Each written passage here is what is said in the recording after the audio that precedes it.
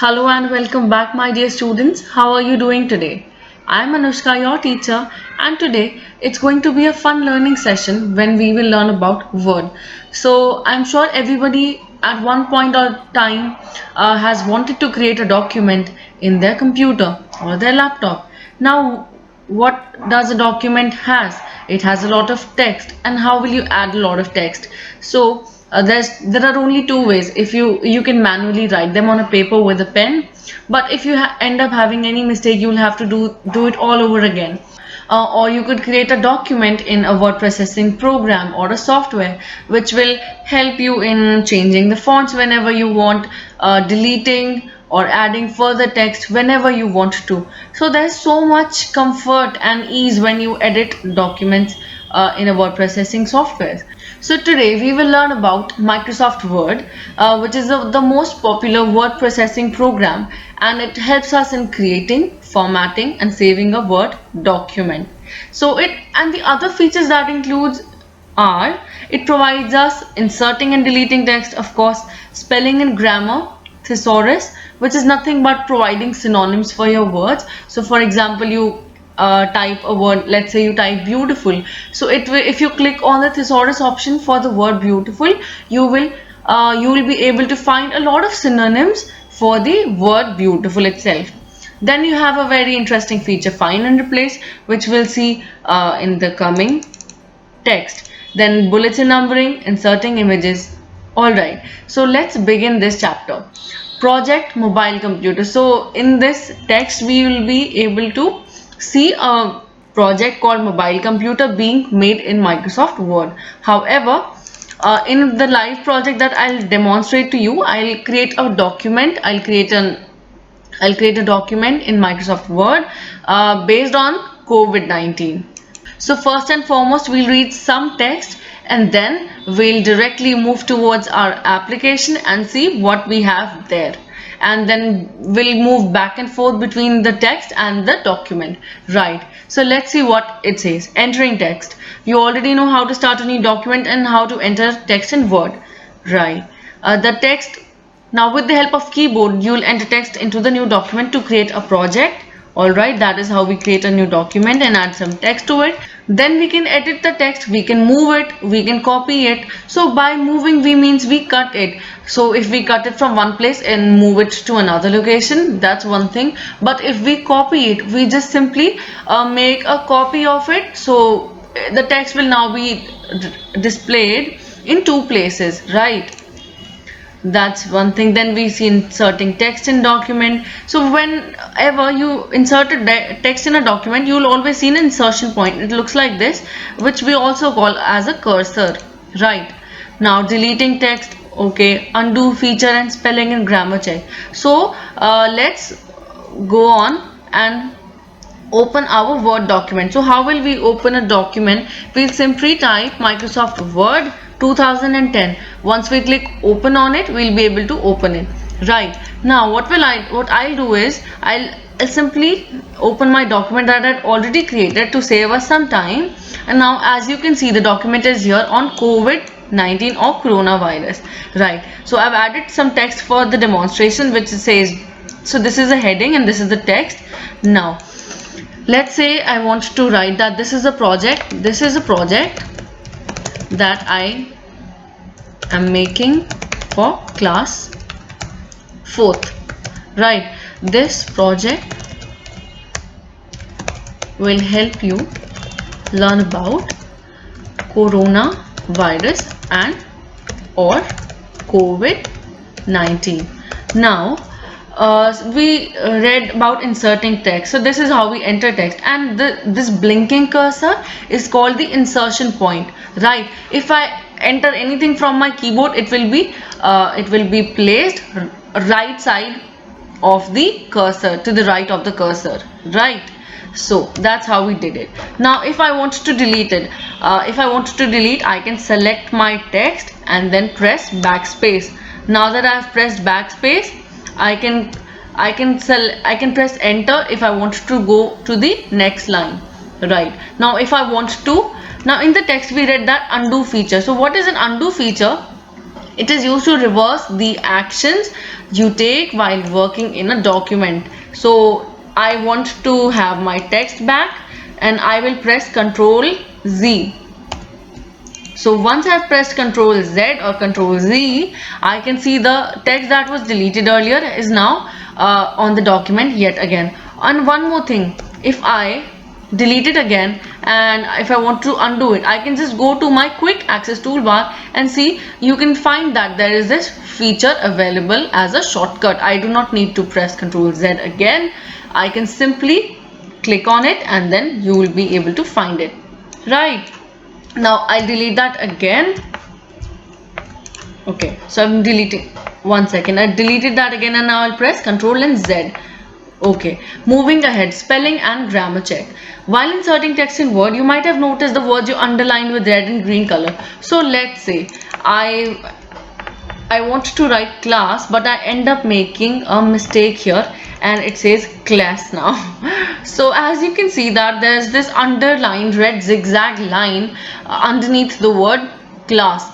Now what I will do is I'll simply click on it, and I'll click on it and press right click, and you can see that there are automatically suggestions presented to me. So it says class, clues, chess, crest, less. So amongst all of these, I can simply select the one that I wanted to write, and voila, my mistake has been corrected. Right, that is the feature spelling and grammar check. So the red wavy line shows the spelling mistakes and the green wavy line shows the grammatical mistake.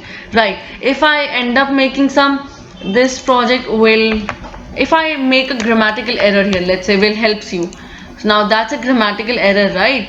And as you can see, the word helps is now underlined with green zigzag line, and now I'll simply right click on it and make it correct to I'll select the help to correct it.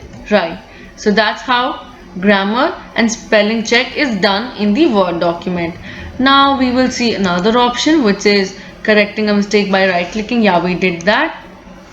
Now we will learn about using a thesaurus. So thesaurus is a list of words grouped together containing synonyms and antonyms. So synonyms are the words which mean the same thing, right? And antonyms are the words which mean opposite, right? Opposite meaning words are called antonyms. So Word provides a thesaurus through which you can find words to express meanings more accurately. So how will I go to thesaurus? I'll simply come here in the review section, and let's say I want to edit brief.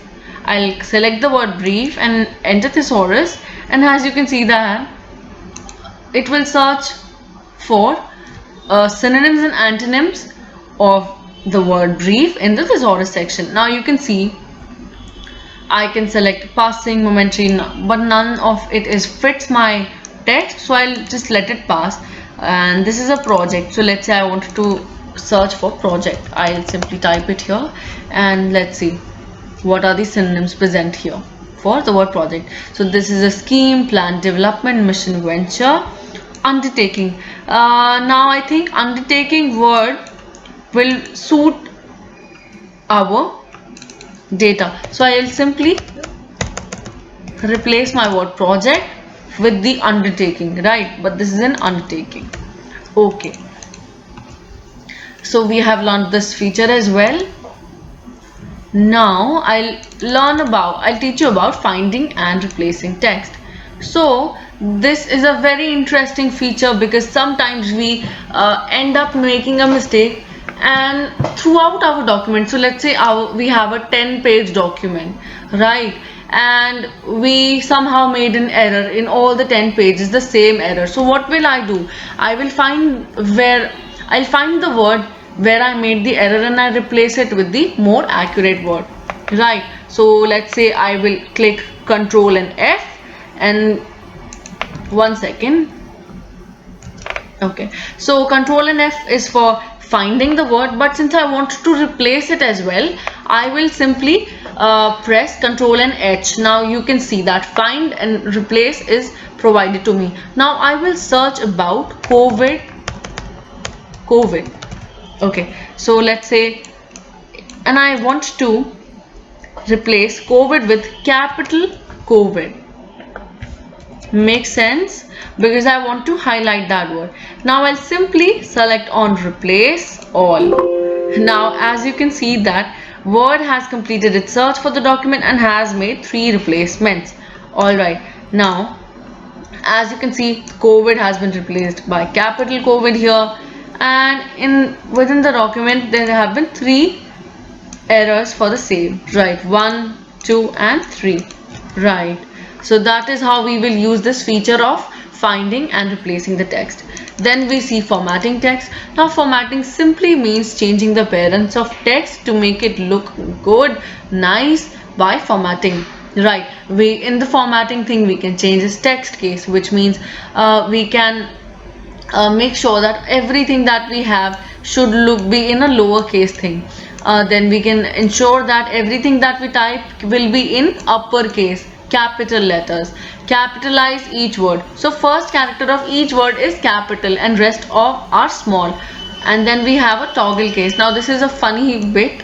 It will reverse the cases of letters or selected text. Right. It might happen that you might have made some mistake while you were typing the document and your caps lock was not on or off, and then you want to toggle means you want to reverse the case of letters that you already did. It will just reverse that. So if you apparently type your word as ABC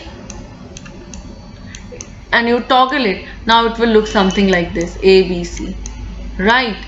So the smaller ones have been changed to the capital letters and the capital ones have been changed to the smaller letters, right? Moving ahead, let's learn about how to change the font of the text using the mini toolbar and changing the font size of the text, bold, italic or underline. Now we will have to see how it's done.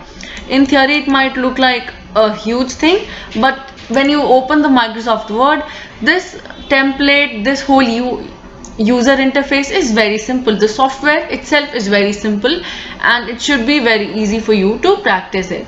Okay, so if I want to change my coronavirus and highlight it into red color, how will I do? I will simply go in this ribbon where I have all the text formatting options. I will simply go to the last one and select the red color here, right? As you can see, the coronavirus is now in red color. Now I want to also change the font of it, so I will change the font to Arial Black, Arial Rounded. Let's say I select my font to Vedana.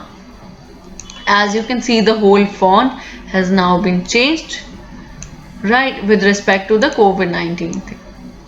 Moving ahead, I want to increase the size of my word.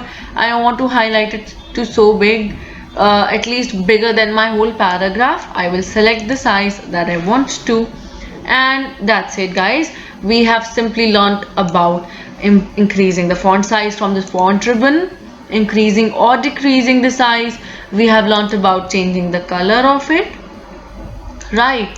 We have learned about changing the font name, font type. Now if I want to italicize this or underline this, I will simply italicize the selected I'll click it here, and now you can see the text is italicized. And if I want to underline it as well, I'll simply click there, and as you can see the text is now underlined. To undo this, I can go to my ribbon, and that's it. Further, if I want to underline it again but not bold, so this is how I will do it. So we have learned all about this. We have learned about changing the color of the text. Now this is something very important, which means alignment of text. So by aligning, we means that we can give our document a professional look. We can align it to the left, to the right, we can add images and whatnot. How will we do that? So this document, as you can see, is already justified in the alignment. Now I will present on center. Now you can see that all my text is now aligned to the center, right? Okay, if you look about it here, my document looks very nice. But if I want to change the alignment to right, Now you can see that it has been shifted. All the text which starts from the right side and ends up moving towards left with each sentence. Now if I want to make it left, but the best part of using alignment is when we are able to use the justified alignment. So what it does is it packs our text in a very neat paragraph by maintaining the space of each line. So if the text is aligned to left, it looks something like this and something not professional. But if I click on the justified text, you can see it looks so much more professional and aligned properly, right? So that's all about Microsoft Word. But moving ahead in the next chapter, we will learn about how to add images to the document and so on and so forth. We'll learn about all these features in the next text. Thank you, children. If you find any troubles creating a project, just let me know in the comments. I'll try to help you with each of your problems. Thank you so much. Take care. Bye bye.